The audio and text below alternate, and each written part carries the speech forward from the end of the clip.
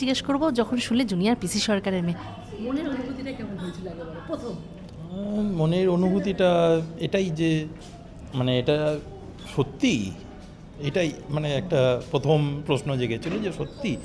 কারণ কথাটা বাবা আমাকে জানিয়েছিল যে এরকম প্রস্তাব এসছে, মানে কন্ট্যাক্ট হয়েছে, ওদের সেক্রেটারি কন্ট্যাক্ট করেছে। সো অবভিয়াসলি একটা কোয়েশ্চেন মার্ক ছিল। And then I started doing homework on her, মানে ওর ফিল্ম দেখা, করা ইত্যাদি আমি দেখতে শুরু করেছিলাম। সপরিবারে আমাকে এতটা কাছের থেকে আগলে নিয়েছেন। আগে একটা প্যানিক হতো যে সত্যি শ্বশুরবাড়ি কীরম হবে ভগবান জানে, কিন্তু সেই ট্রমাটা একেবারে নেই, ভ্যানিশ হয়ে গেছে। ওর মা বাবার সাথে আমার যে বন্ডিংটা হয়েছে, বিশেষ করে ওর বাবার সাথে আমার খুব ভালো আড্ডা হয় নানান বিষয়ে, কারণ আমিও নানান বিষয়ে আলোচনা করতে ভালোবাসি। দুজনে মিলে বসে আড্ডা দেয় এবং সে আড্ডা অনেক রাত বিরেত পর্যন্ত, মানে আমরা ঘুমিয়ে পড়ছি কিন্তু দুজনে মিলে গল্প করে যাচ্ছে। জামাই শ্বশুরের এনার্জি তো মানে নানান রকম হিস্ট্রি, জিওগ্রাফি সব নিয়ে আমরা আলোচনা করি।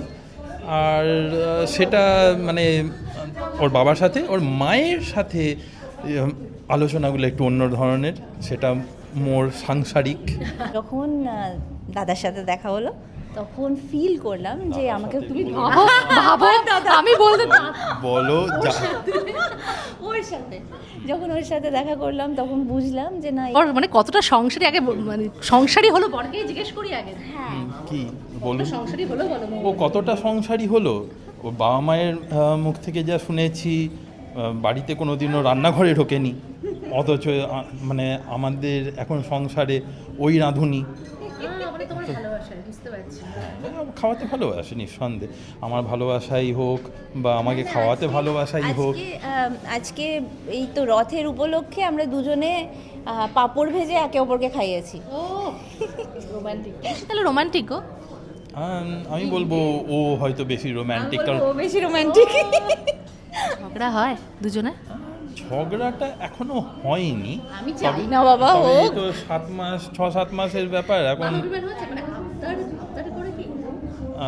না, ও একদম আমি ওকে এমনিতে দিই, কিন্তু ও নিজে থেকে বিশাল কিছু যে চাই বা কিছু তা না। দুজনের না ক্যারেক্টারের মধ্যে দুটো দিক রয়েছে, আর সেটা হচ্ছে ও কখনো কোনো কিছু চায় না আর আমিও কখনো কিছু চাই না।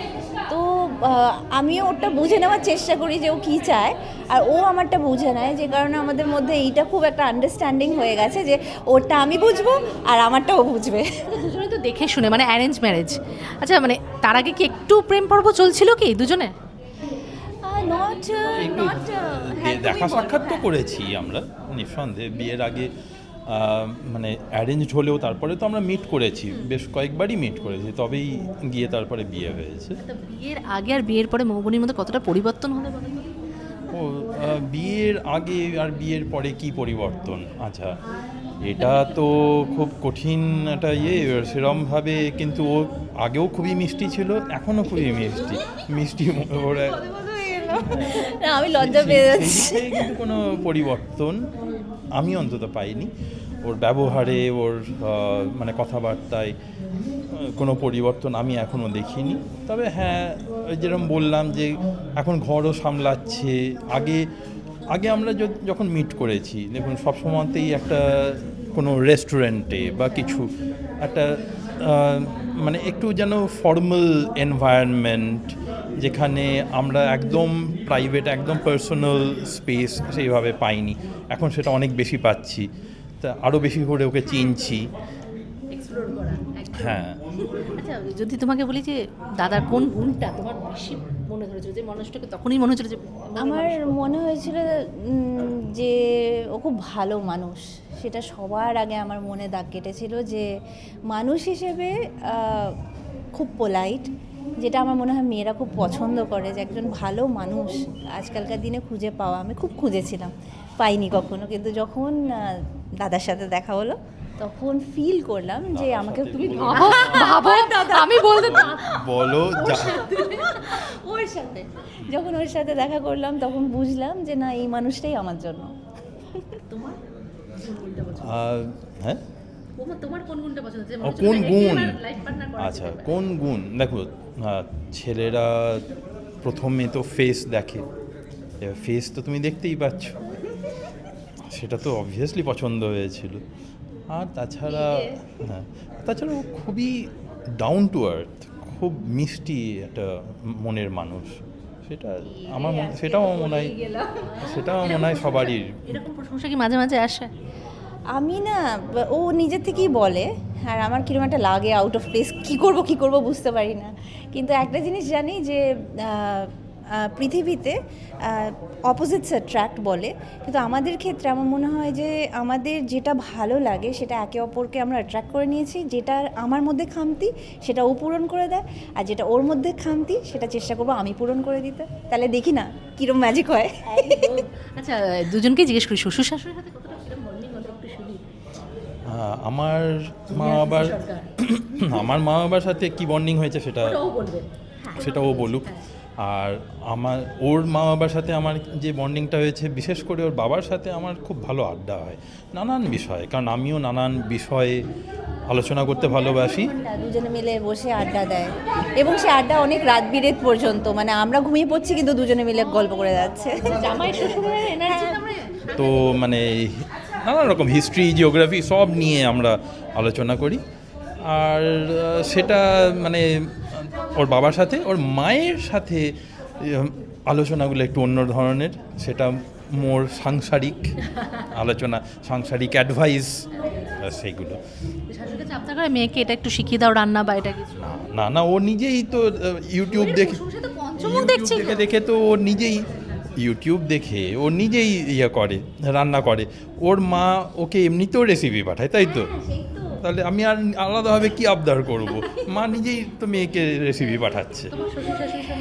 ভীষণ ভালো সম্পর্ক। আমার শাশুড়ি মা ভীষণই ট্যালেন্টেড একজন মহিলা।